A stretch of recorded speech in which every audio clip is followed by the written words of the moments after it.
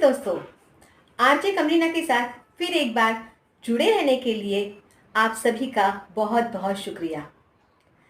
आपको अगर मेरी कहानियाँ किस्से अच्छे लगते हो तो प्लीज़ लाइक एंड शेयर ज़रूर कीजिए और सब्सक्राइब करना बिल्कुल ना भूलिए, क्योंकि हम लेके आने वाले हैं नए नए किस्से और नई नई कहानियाँ जो सच्ची घटनाओं से जुड़ी होगी।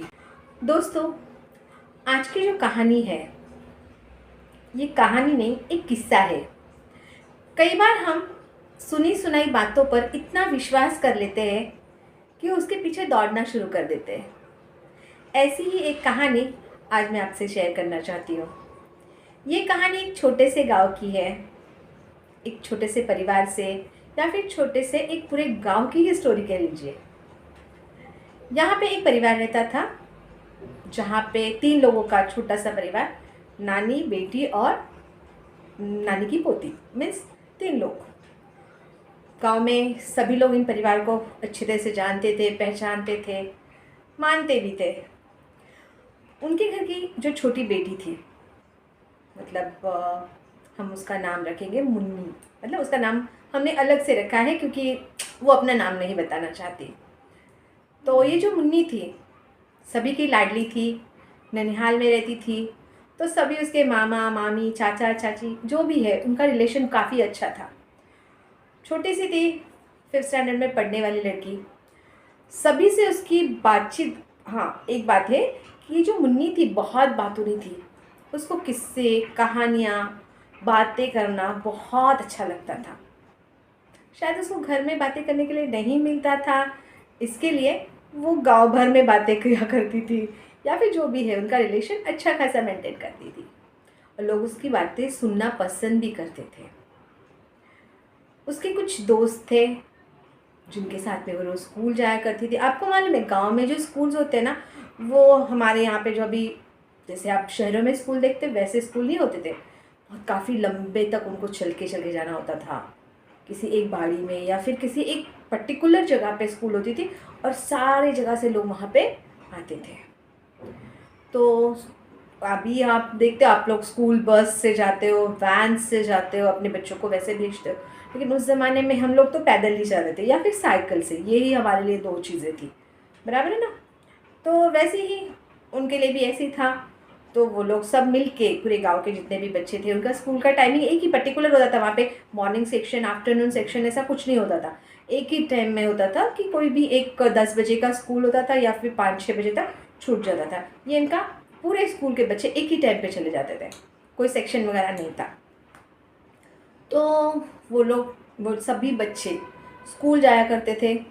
अब उनके घर से उनकी स्कूल जो है काफ़ी दूर थी। गांव के बाहर एक मंदिर था, मंदिर के पीछे एक कुआं था।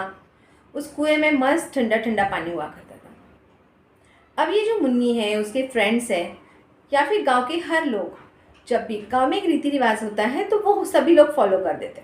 तो वैसा ही एक रीति रिवाज था कि जाते आते उस मंदिर में माथा टेक कर ही बच्चे आगे जाएंगे, या फिर जो भी उस गांव से निकलेगा वो माथा टेक के जाएगा और आते समय भी माथा टेक कर ही आगे जाएगा। तो ये सभी करते थे, तो बच्चे भी करते थे। अब बच्चे ये सब करते थे, रोज़ वहाँ पे जाते हैं सुबह सुबह, फिर चप्पल निकाल के माथा टेके। वो दरवाज़ा जो था मंदिर का, वो ऐसे ओपन नहीं, अपने यहाँ पे कैसे दरवाजे ओपन होते वैसे नहीं, वहाँ पे पाइप से बने हुए दरवाजे होते थे। तो उससे झाँक कर ही ऐसे मंदिर में पूजा वूजा, जो पूजा करने के लिए नहीं लेकिन नमस्ते वगैरह करके लोग जाया करते हैं। वहाँ पे एक ही पंडित जी, पूरे गांव में एक ही पंडित जी होते हैं जो पूजा अर्चना करके चले जाते हैं और लॉक वगैरह लगा के जाते हैं। ऑलमोस्ट जब त्योहार होता है, कुछ बड़ा फेस्टिवल होता है, तभी वो दरवाज़ा होता है जो खुला होता है, अदरवाइज बंद रहते हैं दरवाजे। तो ऐसे मंदिर के सामने ये लोग रोज़ बच्चे आते थे, वहाँ पे मत्था टेकते थे चप्पल निकाल के वगैरह, फिर बाद में वहाँ से निकल जाते थे। वो जो मूर्ति थी मंदिर में, वो सिंदूर से लिपटी हुई जो मूर्ति है, जो पर्टिकुलर एक ऐसे होता है ना, कोई ऐसे भगवान जी का कोई ऐसा ये नहीं था। एक पत्थर होता है, उसको फिर सिंदूर लगाया जाता है, फिर उसको माता जी कहा जाता है, वो सब।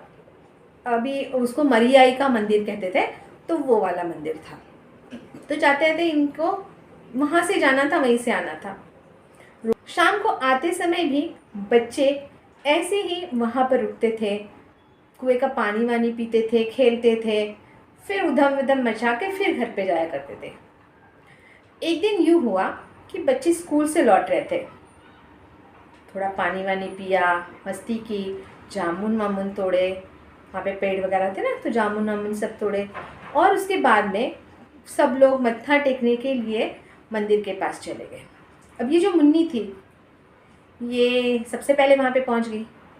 पहुँचने के बाद में वो पता नहीं ऐसे झाँक झाँक के मंदिर के अंदर कुछ देख रही थी, और उसको पता नहीं क्या हुआ, वो अचानक से चिल्लाने लगी, अरे देखो देखो ये क्या हुआ, अरे इधर आ जाओ, इधर आ जाओ। सब बोला अरे क्या हुआ।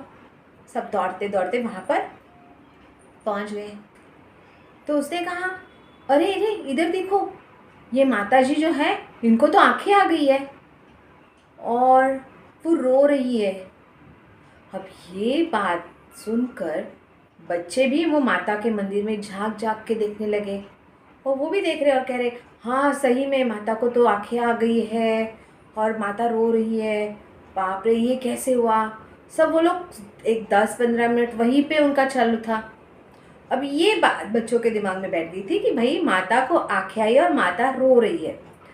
अब बच्चे तो बच्चे होते हैं, दौड़ के भागते दौड़ते वो लोग अपने घर की ओर भाग रहे थे। रास्ते में जितने भी लोग मिल रहे थे उनसे ये लोग यही कह रहे थे कि अरे माता को आंखें आ गई है, माता रो रही है। तो सभी को समझ में नहीं आ रहा था ये क्या हो रहा है। और कैसे होता है ना, गांव में छोटी सी भी बात हो वो ऐसे हवा के जैसे फैल जाती है, और ये बात पूरे गांव में ऐसे हवा के जैसे फैल गई। लोग जो खेती में गए थे वो लोग भी वापस आ रहे हैं, सभी लोग दौड़ के भागते दौड़ते, कोई नारियल लेके आ रहा है, कोई फूल लेके आ रहा है, पता नहीं क्या हुआ। ये सोच के सभी लोग वो मंदिर की तरफ भाग रहे हैं। लाइन लग गई है मंदिर के सामने, अच्छी खासी सब गर्दी जमा हो गई है, भीड़, अच्छी खासी भीड़ जमा हो गई है, और सभी लोग ये कर रहे हैं कि भाई क्या हुआ क्या हुआ। और वो दरवाज़ा तो बंद था ना, तो अंदर तो नहीं जा सकते थे, तो बाहर से सब लोग झांक झांक के देख रहे थे। आगे जाके ये बात हवा की तरफ फैल रही थी ना, तो पुजारी तक भी ये बात पहुंची। पुजारी ने भी सोचा अरे ये क्या हुआ, मैं तो सुबह पूजा वूजा तो करके आया हूँ, मैंने फूल भी चढ़ाए हैं, तो ये अचानक से क्या हुआ, आंखें आ गई का क्या मतलब है, और रो रही है। तो वो दौड़ते भागते वो भी कहीं और पूजा करने के लिए चला गया था। एक्चुअली वो पुजारी पूरे गांव मोहल्ले में एक ही पुजारी था जो सुबह पूजा करके जाता था, शाम को आरती वारती करने के लिए आता था। अदरवाइज़ वो मंदिर में नहीं रहता था, क्योंकि ज़्यादा कुछ मंदिर में होता ही नहीं था, तो वो उसको दक्षिणा वगैरह नहीं मिलती थी। लेकिन वो बाकी सब विधियाँ वगैरह जो थी, कुछ भी विधि थी तो उन्हीं को बुलाया जाता था, तो इसकी वजह से वो बाहर के कामों में ज़्यादा बिजी रहते थे।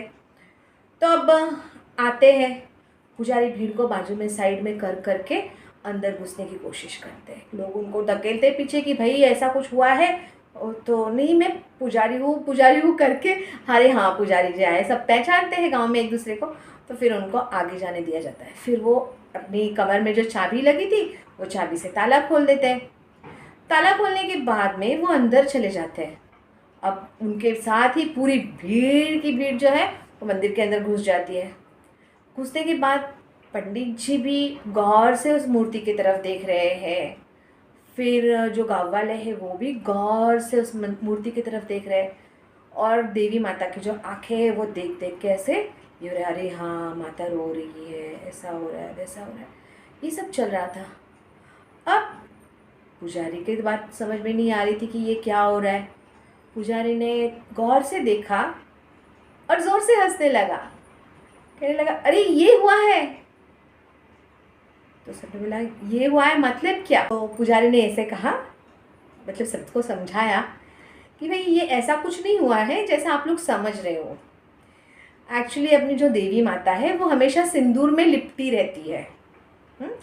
तो उसमें फूल वूल चढ़ाए जाते हैं, तो उसमें मुझे इतना टाइम नहीं मिल रहा था कि मैं उनका प्रॉपर सब करूं, लेकिन आज मेरे पास कुछ समय था, तो मैंने क्या किया, आज देवी माता को पूरी तरह से साफ़ किया, धोया, उनके जो आँखें वाखें जो सिंदूर के पीछे छुपी हुई थी उसको मैंने अच्छे से साफ़ कर दिया था, और जिसके वजह से आज उनकी आँखें आपको दिख रही है।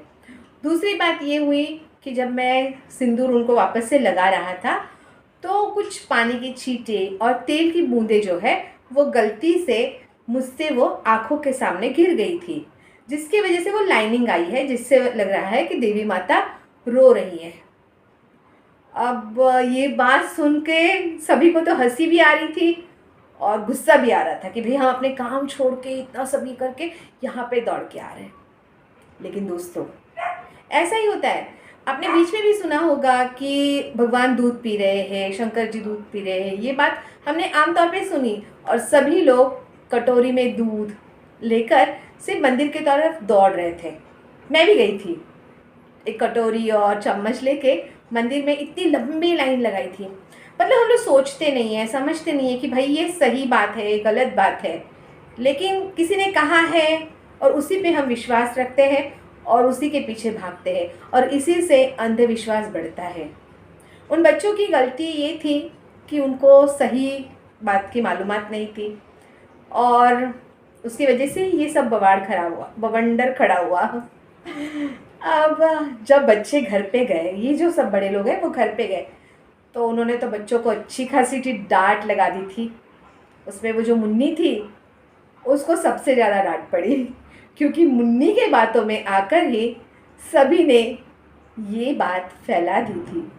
तो दोस्तों, जब भी आप ऐसा कोई किस्सा या कहानी सुनो तो उस पर विश्वास रखने से पहले उसकी सच्चाई जानना बहुत ज़रूरी है।